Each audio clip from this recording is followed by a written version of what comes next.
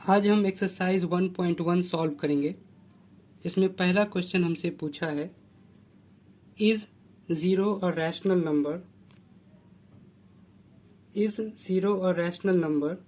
Can you right it in the form of p by q where p and q are integers and q not equal to 0? ठीक है, is zero a rational number? Zero rational number है या नहीं, ये हमसे पूछा है। तो हम इसको सॉल्व करते हैं।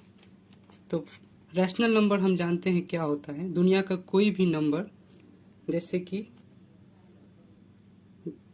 दुनिया का कोई भी नंबर जो कि p अपॉन क्यू के फॉर्म में लिखा हो, p अपॉन क्यू के फॉर्म में लिखा हो, जिसमें कि p एक इंटीजर हो और q भी इंटीजर हो।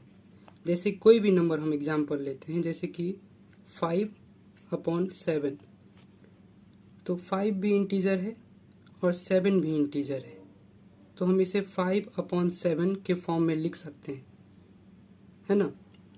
कोई भी दो इंटीजर को अगर हम ऐसे रेशियो में लिखते हैं, कोई भी हम दो इंटीजर, जैसे हमने 2 लिया एक इंटीजर और एक लिया इंटीजर 3, तो इसको हम रेशियो में लिख सकते हैं 2/3। तो ये एक रैशनल नंबर है। 2/3 क्या है? Rational number. ठीक है, जैसे कि कोई भी नंबर दिया हो, जैसे 5, तो क्या 5 एक रैशनल नंबर है?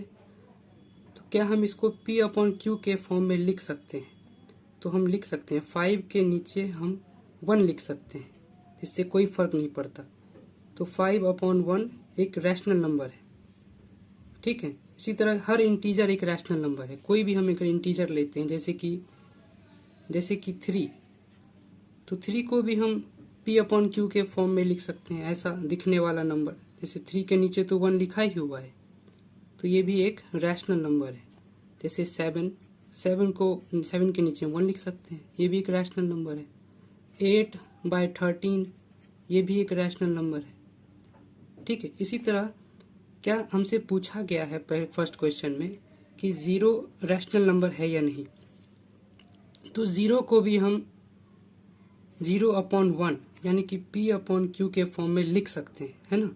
0/1, इसमें कोई दिक्कत नहीं है, क्योंकि 0 भी एक इंटीजर है और 1 भी इंटीजर है ना। 0 भी p/q के फॉर्म में लिखने के लिए p एक इंटीजर होना चाहिए और q भी इंटीजर होना चाहिए। तो 0 भी इंटीजर है, 1 भी इंटीजर है, तो इसको हम p/q के फॉर्म में लिख सकते हैं, बिल्कुल लिख सकते हैं। इसीलिए 0 एक रैशनल नंबर है। तो फर्स्ट क्वेश्चन का आंसर क्या हुआ?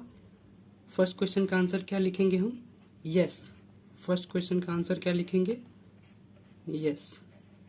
इसका आंसर होगा यस, 0 एक रैशनल नंबर है।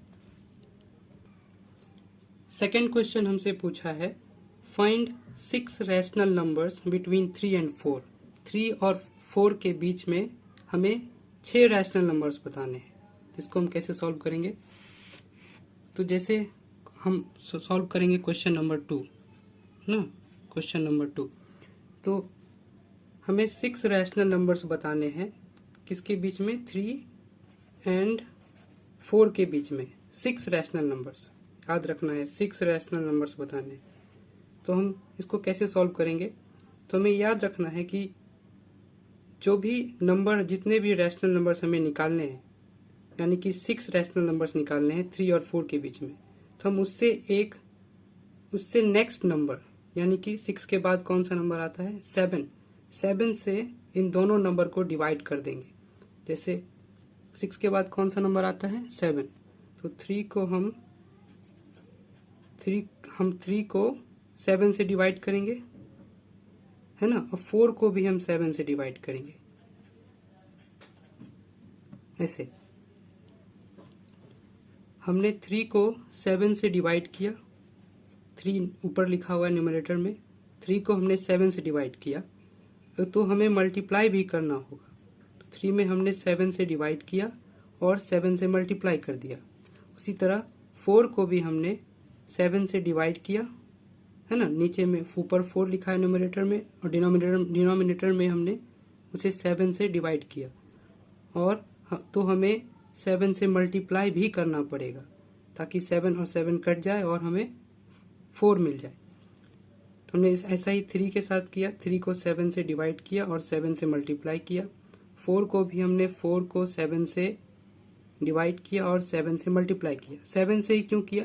क्योंकि हमें 6 रैशनल नंबर्स बताने हैं। तो जितने रैशनल नंबर्स हमसे पूछे जाएंगे उससे हम नेक्स्ट डिजिट से उसको डिवाइड और मल्टीप्लाई दोनों करेंगे। तो हम जानते हैं कि 7 इंटू 3 कितना होता है? 21। नीचे क्या लिखा है? 7, है ना। 7 इंटू 4 क्या होता है? 28। और नीचे कितना लिखा है? 7। ठीक है, अब इतना ही सा मेहनत था इसमें, बाकी काम बहुत आसान है। अब हमें 6 रैशनल नंबर्स बताने हैं, 6। तो हम गिनना शुरू करेंगे। 21 के बाद क्या आता है? 22। 22 के बाद क्या आता है? 23। 23 के बाद क्या आता है? 24। ध्यान रखना है 6 तक ही जाना है, 1 2 3।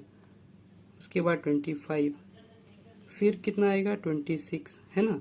उसके बाद कौन सा नंबर आएगा? 26। 1 2 3 4 5। 1 2 3 4 5, एक और 27, है ना। 22 23 24 25 26 27 ऐसे हम लिख लेंगे 6 बार, 1 2 3 4 5 6। और सबके नीचे में क्या है? 7। 7 तो पहले से ही लिखा हुआ है और ऐसा लिख दिया हमने, 7 7 7 7। यही हो गया हमारा आंसर। तो यही क्वेश्चन नंबर 2 का क्या है? आंसर। ये 6 रैशनल नंबर्स हमने ढूंढ लिए। क्वेश्चन 3 हमसे